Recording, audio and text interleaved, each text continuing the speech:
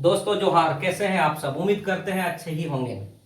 आज आप लोग देख पा रहे हैं कि आज बोर्ड में कुछ अलग लिखे हुए हैं, यानी कि रीजनिंग, तार्किक ज्ञान।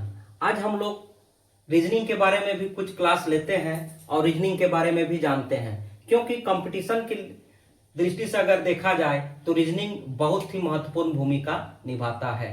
चाहे वो एसएससी का एग्जाम हो, चाहे जेएसएससी का हो, जेटेट का एग्जाम हो, चाहे अन्य एग्जाम हो, रीजनिंग का क्वेश्चन हर एग्जाम में रहता ही रहता है। तो आज हम लोग रीजनिंग के क्वेश्चंस को देखेंगे और इसको समझेंगे। तो जैसे लिखा हुआ है रीजनिंग तार्किक ज्ञान, तो इसके अंतर्गत हम लोग अल्फाबेटिकल रीजनिंग को देखते हैं। अल्फाबेटिकल रीजनिंग बहुत ही आसान होती है अगर इसको आप समझ जाते हैं तो। सबसे पहले अल्फाबेटिकल रीजनिंग में हम लोग को करना क्या होता है कि ए से लेकर के जेड तक लेटर को हम लोग लिखते हैं और ए से लेकर के जेड तक के लेटर को, संख्या को हम लोग याद कर लेते हैं। जैसे अगर ए को हम लोग 1 मानते हैं तो जेड तक हमारा 26 होगा। अब यहाँ पे रीजनिंग की क्वेश्चन को बनाने से पहले कुछ हम ट्रिकी चीज को बता रहे हैं, उसको आप लोग याद रखिएगा और हमेशा माइंड पे रखिएगा। जैसे यहाँ पे लिखा हुआ है इजोटी, इजोटी यानी कि लेटर ई, लेटर जे, लेटर ओ, लेटर टी और लेटर वाई है। और यहाँ पे उसके नीचे नंबर लिखा हुआ है, ये नंबर है 5, 10, 15, 20, 25। यानी कि आप लोग समझ गए होंगे कि ई का लेटर जो है इसकी नंबर 5 है और उसी प्रकार y तक हम लोग देखेंगे तो ये 25 होता है। यानी कि इजोटी में 5, 10, 15, 20, 25 नंबर को हम लोग याद रखेंगे। ठीक उसी प्रकार हम लोग देख पा रहे हैं यहाँ पे और एक ट्रिक लिखा हुआ है, या कह सकते हैं कि सूत्र लिखे हुए हैं। इस सूत्र के अनुसार कोई भी लेटर का विपरीत अक्षर अगर पूछता है, कोई भी लेटर का विपरीत नंबर अगर पूछा जाता है एग्जाम में, तो उसका शॉर्ट ट्रिक है 27 के साथ उस मूल लेटर का क्रमांक को हम लोग माइनस कर देंगे और जो भी नंबर मिलेगा उस नंबर पर जो लेटर आता है वही लेटर हमारा आंसर होगा। ये चीज हम लोग क्लियर करेंगे। यहाँ पे क्वेश्चन में हम लिखे हुए हैं एक क्वेश्चन, उस क्वेश्चन को देखेंगे तो हम लोग का क्लियर हो जाएगा। यहाँ पे नंबर 1 में क्वेश्चन एक लिखे हुए हैं और नंबर 2 में, नंबर 3 में भी क्वेश्चन लिखे हुए हैं। तीनों टाइप के क्वेश्चन को हम लोग देखेंगे और इसको सॉल्व करेंगे। इसको सॉल्व करने के बाद हम लोग का अल्फाबेटिकल रीजनिंग का बहुत सारी बात क्लियर हो जाएगी। नंबर 1 का क्वेश्चन में आप देख पा रहे हैं, अंग्रेजी वर्णमाला के बाएं से 15वें अक्षर का दाएं 5वें अक्षर क्या होगा। अब यहां तो बहुत दूसरे टाइप का क्वेश्चन आ गया, बाएं से 15वें अक्षर का दाएं क्या होगा। तो इसमें घबराने की बात नहीं है, आप लोग नहीं घबराइएगा। इसमें बाएं से, इस एक से शुरू करते हैं तो ये हमारा बाएं होता है और बाएं से शुरू करते हुए जेड तक अंतिम करते हैं तो यहां तक अंत हो जाता है और जेड से शुरू करते हैं तो यहां से दाएं होता है। तो इसमें घबराने की बात नहीं है।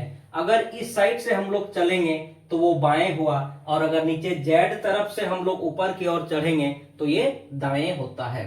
तो यहाँ क्वेश्चन में पूछ रहा है अंग्रेजी वर्णमाला के बाएं से 15वें, जैसे बाएं से 15वें तो 15वें कितना होगा, इससे याद रखिएगा ओ, ये हो गया 15वें। 15वें अक्षर का दाएं, 15वें अक्षर कहाँ हुआ, ये ओ हुआ, ये यहाँ पे 15वें अक्षर। इसका दाएं कहाँ होगा, इस तरफ जाएंगे तो ये तो बाएं हुआ, लेकिन इस तरफ चलते हैं तो ये दाएं होगा। तो इस लेटर से 5वें अक्षर पूछ रहा, तो इस लेटर से 5वें अक्षर कहाँ होगा, पहला, दूसरा, तीसरा, चौथा, 5वां, ये 5वां अक्षर होगा। तो हमारा आंसर क्या हो जाएगा कि अंग्रेजी वर्णमाला के बाएं से 15वें अक्षर का दाएं 5वें अक्षर क्या होगा, तो इसका आंसर हमारा होगा टी, जो बिल्कुल सही है। उम्मीद करते हैं आप लोग समझ रहे होंगे। और ठीक इसी प्रकार 2 नंबर क्वेश्चन में पूछ रहा है कि एफ का विपरीत अक्षर क्या होगा, तो F का विपरीत अक्षर क्या होगा आप लोग यहाँ पे देख सकते हैं कि विपरीत अक्षर अगर हम लोग को निकालना है तो 27 से मूल अक्षर का क्रमांक को घटा देते हैं। तो यहाँ 27 से F लेटर का जो क्रमांक है उस क्रमांक को हम लोग घटा दिए। F का क्रमांक है यहाँ पे हमारा 6, तो हमें 21 मिलता है। और यहाँ पे हम लोग देखेंगे तो 21 नंबर पर U लेटर है, तो हमारा आंसर हो जाएगा U। F का विपरीत अक्षर U होगा। उसी प्रकार हम लोग 3 नंबर क्वेश्चन को देख रहे हैं कि दिए गए शब्द से कौन सा नहीं बनाया जा सकता है, कौन सा नहीं बनाया जा सकता, कौन सा नहीं बनाया जा सकता। तो यहाँ पे एक शब्द दिया हुआ है, ये है ट्रेडिशनल। क्या दिया हुआ है? ट्रेडिशनल। तो ट्रेडिशनल से इसमें से कौन सा शब्द नहीं बनाया जा सकता है, तो इसमें हम लोग को स्थिर होना है और कॉन्शियस माइंड से हम लोग को सोचना है। तो यहाँ पे देखिए एम से शुरुआत हो रहा है, जबकि ट्रेडिशनल में कहीं भी एम नहीं, यानी कि ये नहीं बनेगा। उसी प्रकार यहाँ भी एम है और इसमें कहीं एम नहीं है, यानी कि ये भी नहीं बनेगा। उसी प्रकार ये एश्योर है, एश्योर में भी यहाँ एस कहीं नहीं है, तो ये भी नहीं बनेगा। उसी प्रकार यहाँ मेंटल, एम यहाँ कहीं नहीं है, यानी कि ये भी नहीं बनेगा। तो हमारा ई नंबर ऑप्शन सही होगा, यानी कि ऑल, इनमें से किसी को भी नहीं बनाया जा सकता है।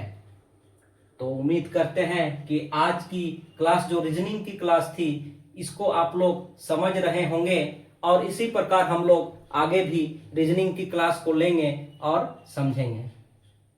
तो खुश रहिए और स्वस्थ रहिए। आज की क्लास को यहीं समाप्त करते हैं।